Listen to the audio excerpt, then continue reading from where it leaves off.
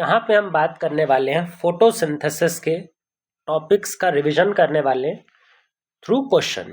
तो यहाँ पे हम कुछ बेसिक क्वेश्चंस डिस्कस करेंगे और उन क्वेश्चंस की मदद से जो फोटोसिंथेसिस के डिफ़िकल्ट टॉपिक्स हैं उनको कवर करेंगे।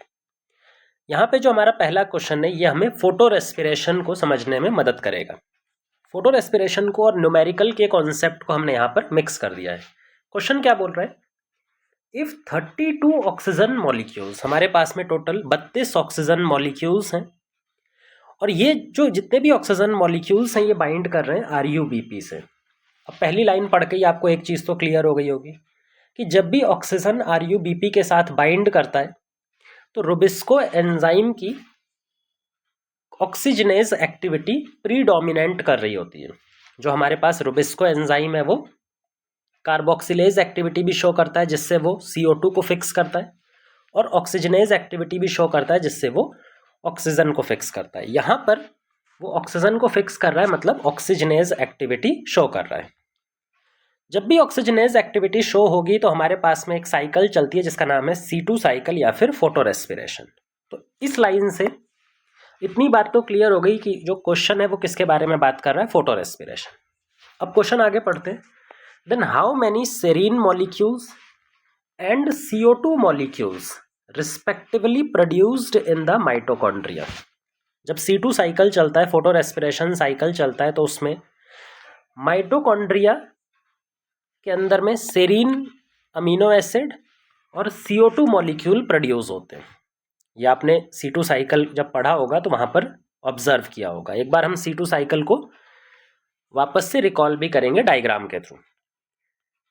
लेकिन हमारा जो क्वेश्चन है वो किस पर फोकस्ड है, number of serine molecules and number of CO2 molecules. अगर हमारे पास टोटल 32 ऑक्सीजन मॉलिक्यूल्स आरयूबीपी के साथ बाइंड कर रहे हैं तो काफ़ी अच्छा क्वेश्चन है। अब ऑक्सीजन और सेरीन के नंबर या फिर CO2 के नंबर में क्या रिलेशन है, इसके लिए हमें C2 साइकिल एक बार डायग्राम की फॉर्म में ऑब्जर्व करना चाहिए। C2 साइकिल C3 प्लांट्स जो होते हैं उनके अंदर मीजोफिल सेल के अंदर ऑपरेट करती है। इस मीजोफिल सेल के अंदर टोटल 3 ऐसे ऑर्गेनेल्स होते हैं जो C2 साइकिल में पार्टिसिपेट करते हैं, क्लोरोप्लास्ट, पेरोक्सिसोम एंड माइटोकॉन्ड्रिया। ये तीनों सेल ऑर्गेनेल्स इस साइकिल में इन्वॉल्व होते हैं। अच्छा, इस साइकिल की जो स्टार्टिंग होती है वो कहाँ से होती है? स्टार्टिंग में हमारे पास आरयूबीपी मॉलिक्यूल है जो कि 5 कार्बन का एक एक्सेप्टर मॉलिक्यूल है। इस एक्सेप्टर मॉलिक्यूल के साथ में ऑक्सीजन का मॉलिक्यूल बाइंड करता है। अगर ऑक्सीजन का मॉलिक्यूल आरयूबीपी के साथ बाइंड कर रहा है तो इससे टोटल कार्बन कितने बने? 5 कार्बन, क्योंकि ऑक्सीजन के पास में तो कोई कार्बन है नहीं। कार्बन किसके पास है? सिर्फ ये वाले कार्बन। तो जब ये ऑक्सीजन के साथ बाइंड करता है तो हमें 2 एसिड मॉलिक्यूल मिलते हैं, 2 ऑर्गेनिक एसिड।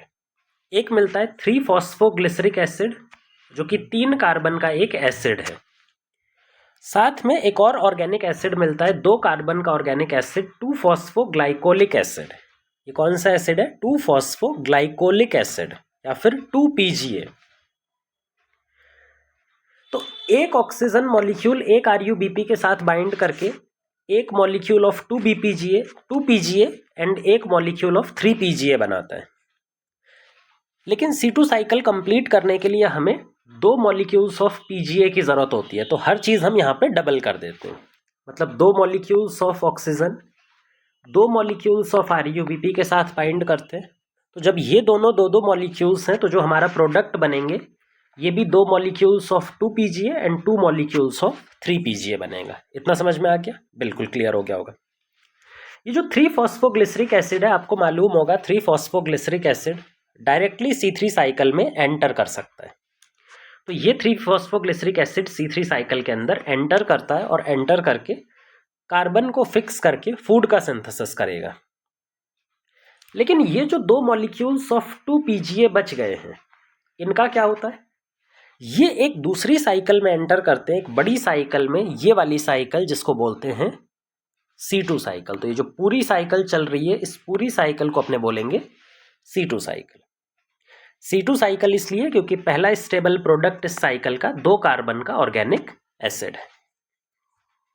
ये जो 2-फॉस्फोग्लाइकोलिक एसिड के 2 मॉलिक्यूल्स हैं और दोनों के पास 2-2 कार्बन है, मतलब टोटल कार्बन कितने हैं? 4 कार्बन। ये दोनों एंटर करते हैं परऑक्सीसोम में, जो सेकंड ऑर्गेनील है फोटो रेस्पिरेशन में जो इन्वॉल्व होता है। परऑक्सीसोम में जाने के बाद में ये कन्वर्ट हो जाते हैं ग्लाइसिन नाम के अमीनो एसिड में। जो फॉस्फोग्लाइकोलिक एसिड था यहाँ पे, ये परऑक्सीसोम में जाकर किस में कन्वर्ट हो जाते हैं? 2 molecules of glycine amino acid. ये जो ग्लाइसिन अमीनो एसिड है ये 2 कार्बन का अमीनो एसिड है। ये भी 2 कार्बन के मॉलिक्यूल्स है, ये भी 2 कार्बन का अमीनो एसिड है। तो ये 2 मॉलिक्यूल्स थे, तो कितने मॉलिक्यूल्स ऑफ अमीनो एसिड बनेंगे? 2 मॉलिक्यूल्स। टोटल कार्बन 4 कार्बन, क्योंकि 2-2 कार्बन के 2 मॉलिक्यूल्स। ये दोनों के दोनों ग्लाइसिन एंटर करते हैं माइटोकॉन्ड्रिया में, जो कि तीसरा ऑर्गेनील है फोटो रेस्पिरेशन में इन्वॉल्व्ड। ग्लाइसिन में माइटोकॉन्ड्रिया में आने के बाद में ये दोनों ग्लाइसिन कंबाइन होकर के एक सेरीन मॉलिक्यूल का प्रोडक्शन करते हैं। सेरीन अपने आप में एक 3 कार्बन का अमीनो एसिड है। ग्लाइसिन 2 कार्बन के अमीनो एसिड थे, इसके टोटल 2 मॉलिक्यूल्स थे, लेकिन यहां पर आकर के ये 3 कार्बन का एक सेरीन मॉलिक्यूल प्रोड्यूस कर देगा। अगर ये 3 कार्बन है टोटल, और ये टोटल कितने कार्बन है? 4 कार्बन, क्योंकि 2 कार्बन के 2-2 मॉलिक्यूल्स। तो एक कार्बन कहाँ चला गया? जो एक कार्बन बचा है वो CO2 की फॉर्म में माइटोकॉन्ड्रिया में प्रोड्यूस हो जाता है, माइटोकॉन्ड्रिया में लॉस हो जाता है। कार्बन डाइऑक्साइड यहाँ पे की फॉर्म में ये गैस रिमूव हो जाती है। कहाँ पे? माइटोकॉन्ड्रिया में। जो एक मॉलिक्यूल ऑफ सेरीन यहाँ पर बना है ये एंटर करेगा परऑक्सीसोम में। परऑक्सीसोम में आने के बाद में ये वापस से एंटर करता है क्लोरोप्लास्ट। जब ये क्लोरोप्लास्ट में एंटर करता है तो इसका फॉर्म चेंज हो जाता है, कुछ स्टेप्स इसके ऊपर में काम करते हैं, और इसका फॉर्म किस में चेंज हो जाता है? ग्लिसरिक एसिड में। एक 3 कार्बन का एसिड ग्लिसरिक एसिड। तो यहाँ पे सेरीन था 3 कार्बन का अमीनो एसिड, और परऑक्सीसोम में आते आते ये किस में चेंज हो जाता है? ग्लिसरिक एसिड 3 कार्बन का एक ऑर्गेनिक एसिड। ये जो ग्लिसरिक एसिड है इसके ऊपर में एक मॉलिक्यूल ऑफ ATP एक्ट करता है, और ATP अपना फॉस्फेट इसको प्रोवाइड करके इसको कन्वर्ट कर देता है 3-फॉस्फोग्लिसरिक एसिड में। ग्लिसरिक एसिड को किस में कन्वर्ट कर दिया? 3-फॉस्फोग्लिसरिक एसिड 3PGA में। आपको मालूम होगा 3PGA में जो मॉलिक्यूल होता है ये डायरेक्टली C3 साइकिल में एंटर कर सकता है। तो जो ये 3PGA मॉलिक्यूल है ये डायरेक्टली किस में एंटर कर जाएगा? C3 साइकिल में, और यहाँ पे जाकर फूड का सिंथेसिस वापस से करेगा। तो ये पूरी साइकिल हमने एक बार रिवाइज कर ली। अब हम यहाँ पर नंबर समझते हैं। CO2 का नंबर और सेरीन का नंबर ऑक्सीजन के नंबर के साथ कैसे रिलेटेड है हमें ये समझना है, क्योंकि क्वेश्चन वही पूछ रहा है। अब ध्यान से देखना, 2 ऑक्सीजन मॉलिक्यूल यहाँ पर एंटर किए थे, 2 ऑक्सीजन मॉलिक्यूल यहाँ पर एंटर किए थे, जिसकी वजह से C2 साइकिल में कितने कार्बन एंटर करेंगे?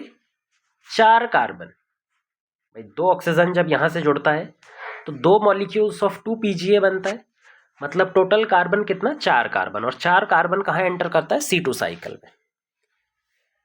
4 कार्बन की वजह से सेरीन के कितने मॉलिक्यूल प्रोड्यूस होते हैं? 1 मॉलिक्यूल, क्योंकि एक CO2 तो यहाँ पर रिमूव हो जाता है। तो सेरीन कितने बनेंगे? 3 कार्बन के अमीनो एसिड, सिर्फ 1। तो हर 2 ऑक्सीजन मॉलिक्यूल पे सेरीन का कितना मॉलिक्यूल बना? 1 मॉलिक्यूल। हर 2 ऑक्सीजन मॉलिक्यूल पर सेरीन का 1 मॉलिक्यूल यहाँ पर प्रोड्यूस हुआ है।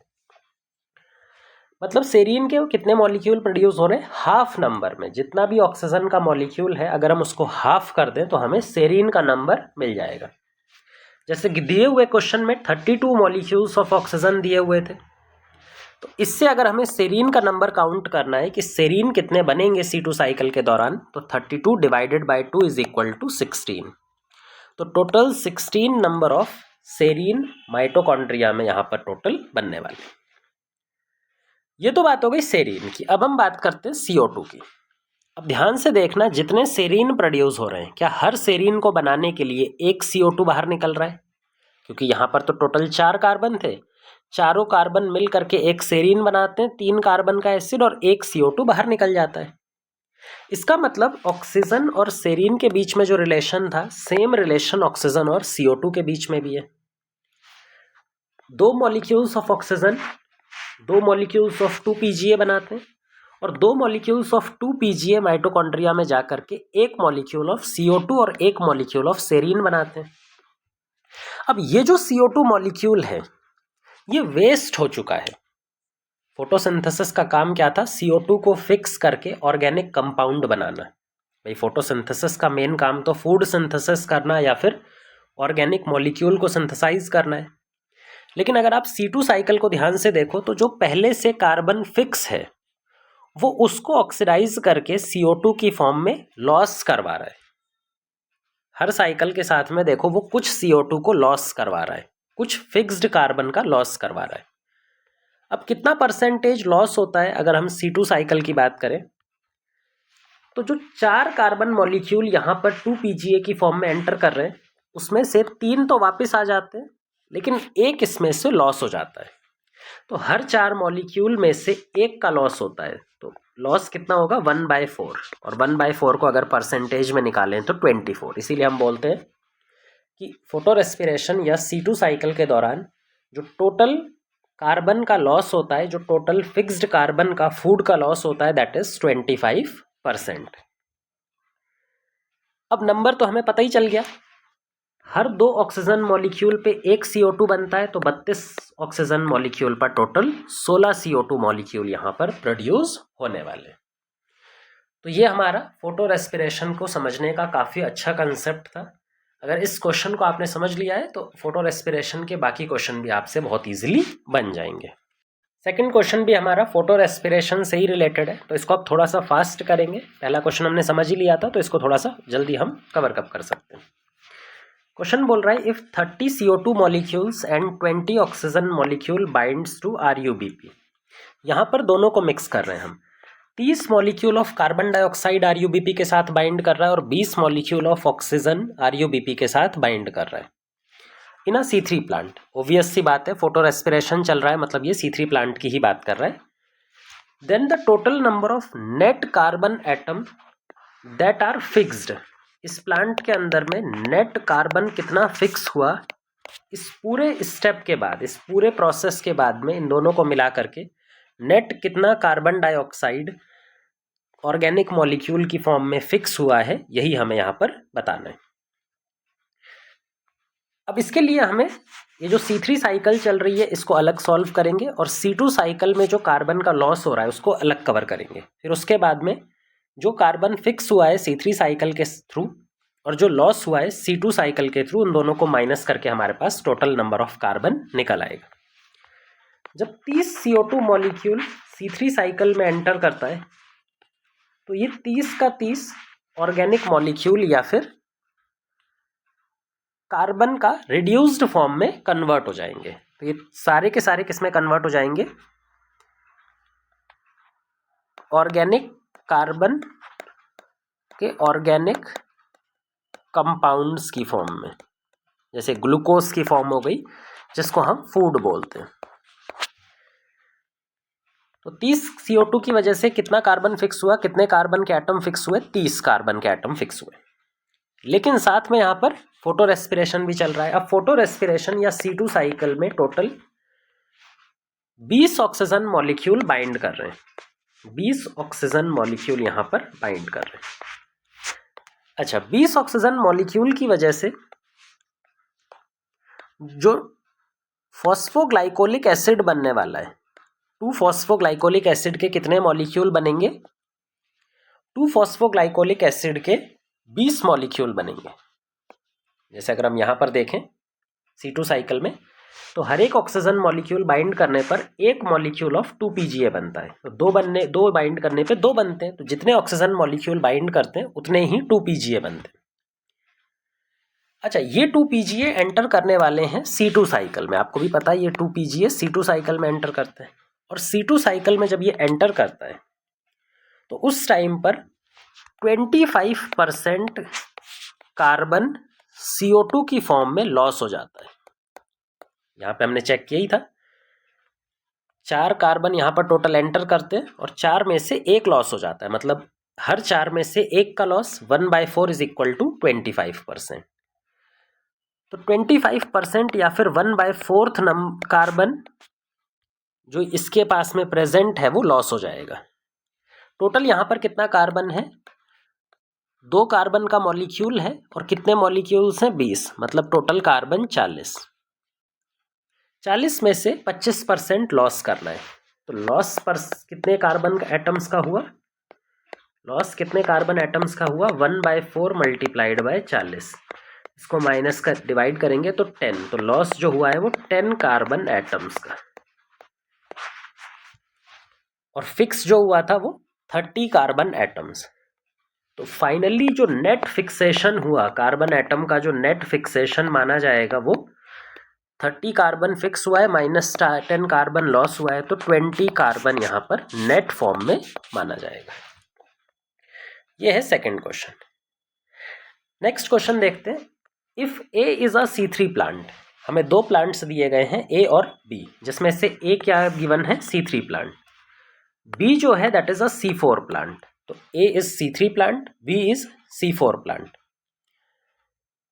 यहां पे हमसे पूछ रहा है कि अगर A 31 ग्लूकोज मॉलिक्यूल को फिक्स करता है फोटोसिंथेसिस के थ्रू, 31 ग्लूकोज मॉलिक्यूल को फिक्स करता है, वहीं पर जो B है जो कि एक C4 प्लांट है वो 62 ग्लूकोज मॉलिक्यूल को फिक्स करता है।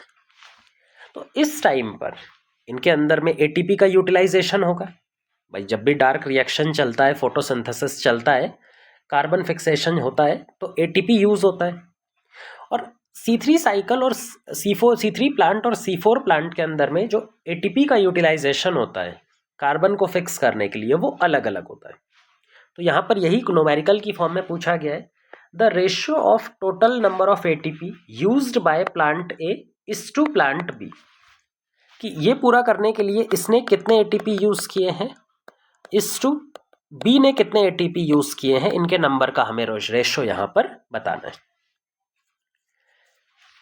इसके लिए आपको एक चीज पता होनी चाहिए कि भाई C3 प्लांट जब CO2 का फिक्सेशन करता है तो उसमें सिर्फ और सिर्फ C3 साइकिल चलती है।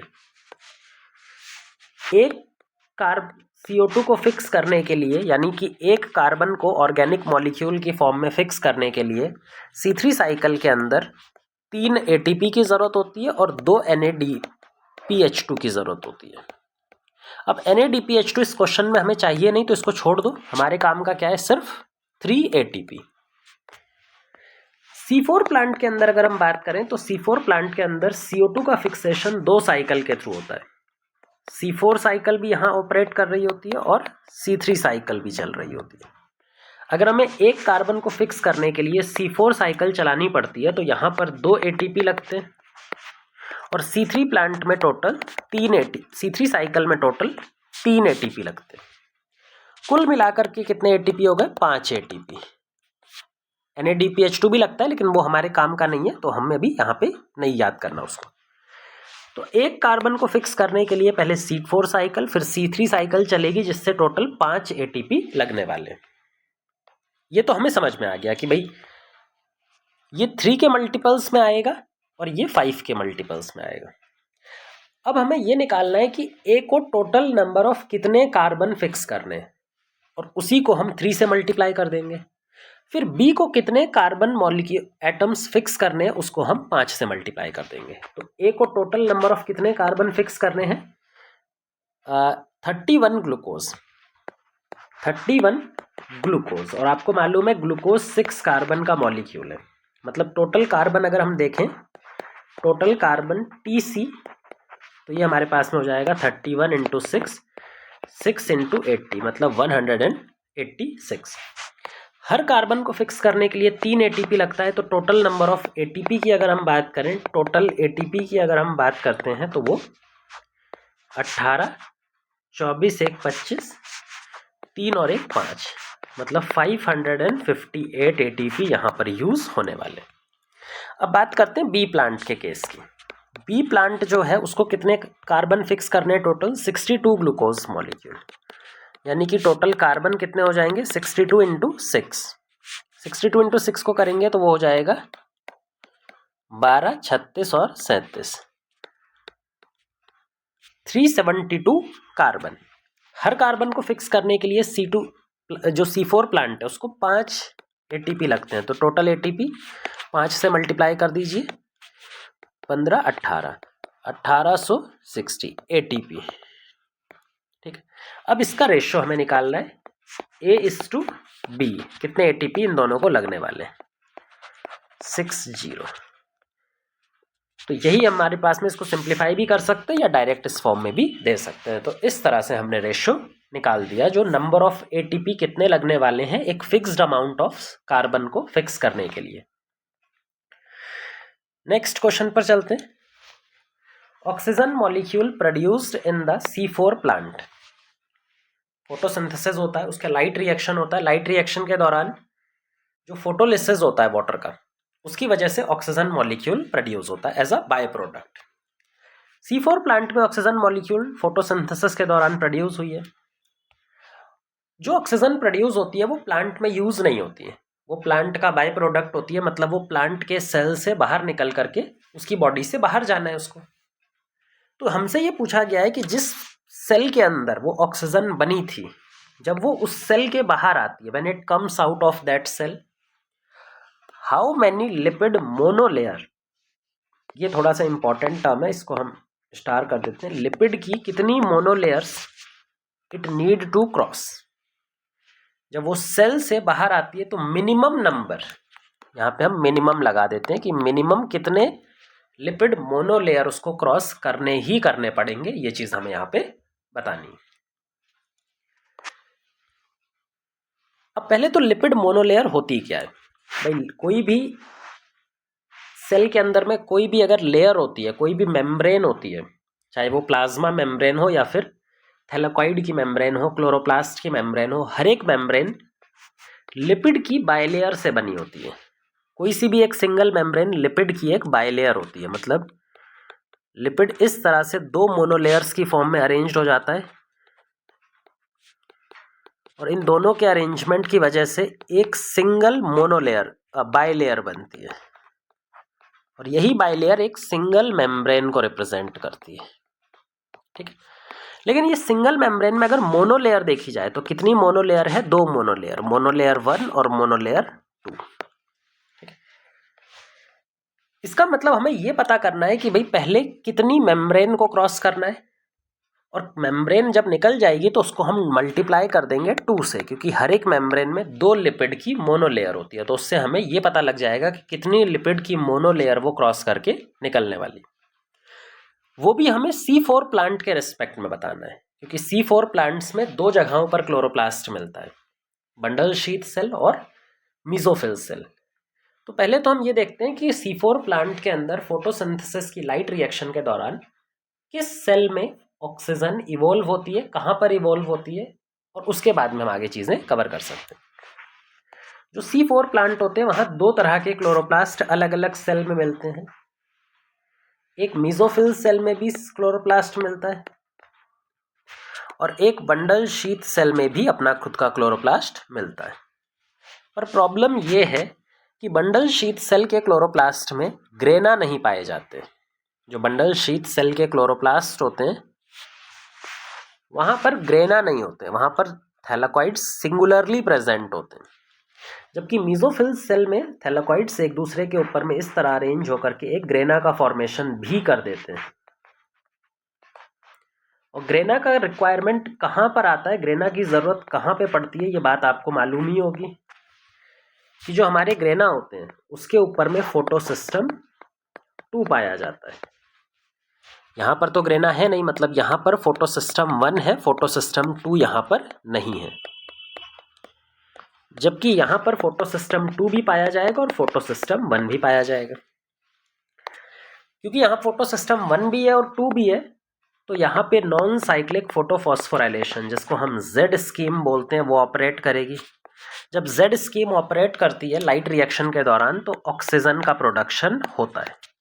मतलब इतना तो क्लियर हो गया कि ऑक्सीजन का प्रोडक्शन सिर्फ मीजोफिल सेल में होगा, बंडल शीथ सेल में ऑक्सीजन का प्रोडक्शन नहीं होने वाला। अब अगर ये क्लियर हो गया कि मीजोफिल सेल के अंदर ही ऑक्सीजन का प्रोडक्शन होगा, तो ऑक्सीजन का प्रोडक्शन होगा कहाँ पर? ऑक्सीजन का प्रोडक्शन होता है थैलेकॉइड के ल्यूमन में। अगर हम यहाँ पर एक मीजोफिल सेल बनाएं, एक रफ मीजोफिल सेल, एक रफ क्लोरोप्लास्ट बनाएं। क्लोरोप्लास्ट खुद 2 लेयर्स का बना होता है, इनर लेयर और आउटर मेम्ब्रेन। यहां पर एक थैलेकॉइड है। इस तरह से हम एक सिंगल थैलेकॉइड की बात करते हैं। तो थैलेकॉइड के अंदर जो ऑक्सीजन प्रोड्यूस होती है वो उसके ल्यूमन में होती है, इस वाले रीजन में, जिसको हम ल्यूमन बुलाते हैं, ये जो रीजन है। अच्छा, जब ल्यूमन में ऑक्सीजन प्रोड्यूस हो रही है तो इसको पहले ये मेम्ब्रेन क्रॉस करनी पड़ेगी। कौन सी मेम्ब्रेन? थैलेकॉइड की मेम्ब्रेन।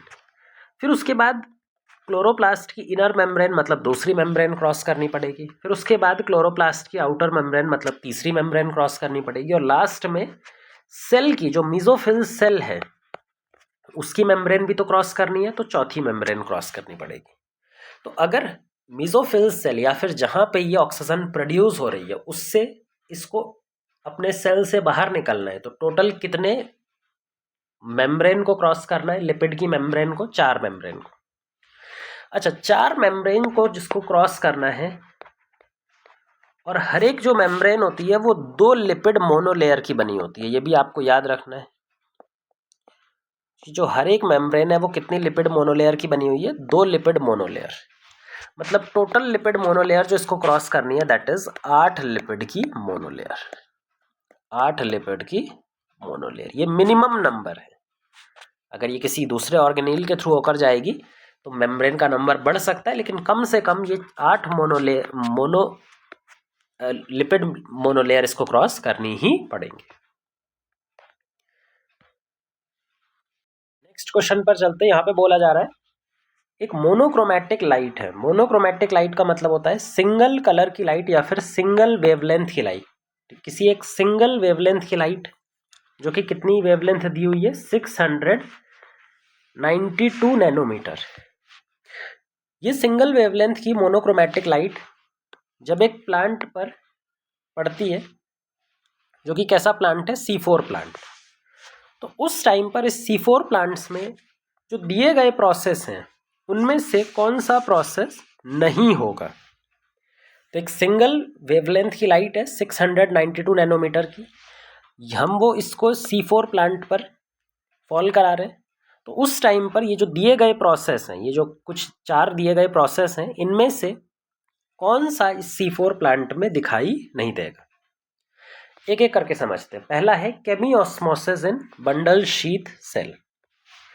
दूसरा है non cyclic photophosphorylation in mesophyll cell. Cyclic photophosphorylation in bundle sheath cell. Oxygen evolution in mesophyll cell. अब ये सारे के सारे जो प्रोसेस है ना, चाहे हम कीमोस्मोसिस की बात करें, फोटोफॉस्फोराइलेशन की बात करें, यहाँ पर भी फोटोफॉस्फोराइलेशन और ऑक्सीजन इवोल्यूशन की बात करें, ये सारे के सारे लाइट रिएक्शन से रिलेटेड हैं। लाइट रिएक्शन में भी बंडल शीथ सेल और मेसोफिल सेल को मिला करके क्वेश्चन पूछा जा रहा है। ठीक है। अच्छा, मेसोफिल सेल के अंदर भी लाइट रिएक्शन होती है, बंडल शीथ सेल के अंदर भी लाइट रिएक्शन होती है, क्योंकि मेसोफिल सेल के पास भी क्लोरोप्लास्ट पाया जाता है और बंडल शीथ सेल के पास भी क्लोरोप्लास्ट पाया जाता है। लेकिन ये जो क्लोरोप्लास्ट है यहाँ पर फोटोसिस्टम का नंबर अलग पाया जाता है।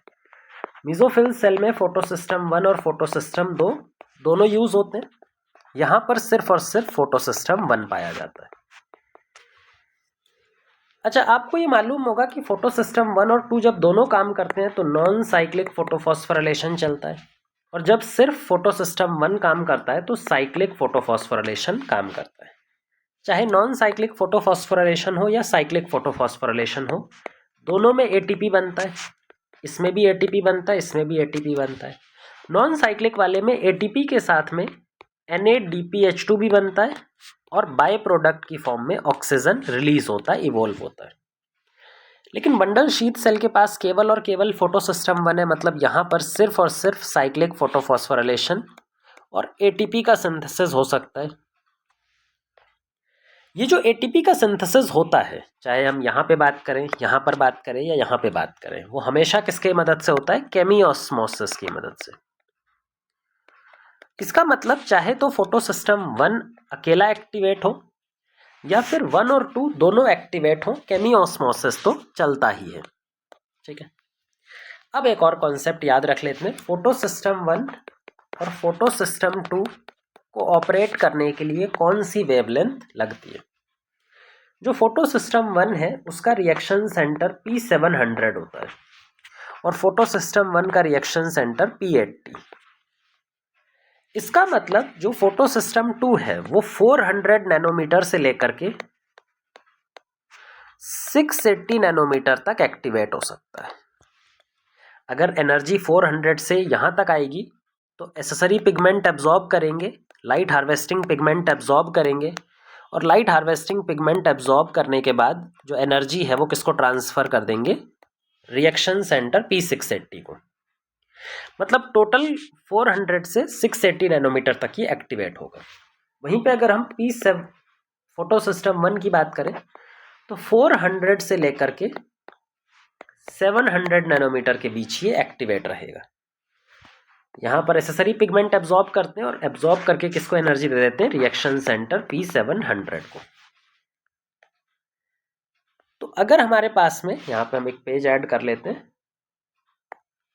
हाँ, अगर हमारे पास में कभी भी लाइट एनर्जी की वेवलेंथ 400 से 680 दी जाए तो इस वाली रेंज में कौन सा फोटो सिस्टम एक्टिवेट होता है, फोटो सिस्टम 1 और फोटो सिस्टम 2 दोनों। अगर हमें ये वाली रेंज दी जाए, मतलब इसके बीच में कहीं पर, तो फोटो सिस्टम 1 ओनली, और इसके आगे अगर दी जाए तो नन। ना तो फोटो सिस्टम 1 एक्टिवेट हो सकता है यहाँ पे और ना ही फोटो सिस्टम 2 एक्टिवेट हो सकता है, एनर्जी काफ़ी कम हो चुकी होती है। जो क्वेश्चन में हमें दिया गया है वो दिया गया है 692 नैनोमीटर। 692 नैनोमीटर का मतलब है यहाँ पर कहीं ये नैनोमीटर आएगा, 692 नैनोमीटर। इसका मतलब कौन सा फोटो सिस्टम एक्टिवेट है यहाँ पर, सिर्फ और सिर्फ फोटो सिस्टम 1। चाहे हम फोटो सिस्टम 1 की बात करें, बंडल शीथ सेल में भी फोटो सिस्टम 1 है, वो भी एक्टिवेट होगा। मीजोफिल सेल के पास भी फोटो सिस्टम 1 होता है, वो भी एक्टिवेट होगा। फोटो सिस्टम 2 यहाँ पे एक्टिवेट नहीं होगा। अगर फोटो सिस्टम 2 एक्टिवेट नहीं है, सिर्फ फोटो सिस्टम 1 एक्टिवेट है, तो कौन कौन सी चीज़ें नहीं होंगी। पहला है केमियोस्मोसिस इन बंडल शीथ सेल। भाई बंडल शीथ सेल में फोटो सिस्टम 1 मिलेगा और फोटो सिस्टम 1 साइक्लिक फोटोफॉस्फोराइलेशन करेगा। साइक्लिक फोटोफॉस्फोराइलेशन में भी केमियोस्मोसिस होता है, मतलब ये वाला प्रोसेस होगा। हमें पूछा गया है नहीं होगा, तो मतलब ये गलत है। ये तो होगा ना, तो ये होगा तो ये गलत है। नॉन साइक्लिक फोटोफॉस्फोराइलेशन इन मीजोफिल सेल। देखो मीजोफिल सेल के अंदर में फोटोफॉस्फोराइलेशन के लिए फोटो सिस्टम 1 भी है और 2 भी है। अगर दोनों एक्टिवेट होते तो नॉन साइक्लिक चलता है, लेकिन दोनों एक्टिवेट होंगे नहीं, क्योंकि एनर्जी कितनी अवेलेबल है, लाइट कितनी अवेलेबल है, 690, और 690 पर सिर्फ और सिर्फ फोटो सिस्टम 1 एक्टिवेट होता है। तो जब फोटो सिस्टम 1 एक्टिवेट होगा तो साइक्लिक फोटोफॉस्फोराइलेशन होगा, ना कि नॉन साइक्लिक। मतलब ये वाला नहीं होगा, और नहीं होगा तो ये ठीक है। हमसे यही पूछा गया है कौन सा नहीं होगा। Cyclic photophosphorylation in bundle sheath cell, भाई साइक्लिक तो होगा ही ना, तो साइक्लिक फोटोफॉस्फोराइलेशन होगा और उसकी वजह से एटीपी बनेगा, केमियोस्मोसिस होगा। मतलब ये भी गलत है, ये भी होगा, होगा तो गलत है। Oxygen evolution in mesophyll cell. देखो ऑक्सीजन इवोल्यूशन सिर्फ और सिर्फ नॉन साइक्लिक फोस्फोराइलेशन के दौरान होता है, नॉन साइक्लिक फोटोफॉस्फोराइलेशन। लेकिन नॉन साइक्लिक फोटोफॉस्फोराइलेशन तो चलेगा नहीं, क्योंकि नॉन साइक्लिक के लिए 2 को भी एक्टिवेट होना चाहिए। मतलब ये वाला भी नहीं होगा, तो ये भी हमारे पास में कट जाएगा। सॉरी, ये नहीं होगा, नहीं का मतलब है सही। तो इसका मतलब ए, बी और डी नहीं होंगे और ए और सी हो सकते हैं। तो इसका मतलब हमारे पास में कौन सा नहीं होगा, बी और डी, ये दोनों बी प्लस डी हम लिख सकते हैं, बी प्लस डी नहीं होने वाले।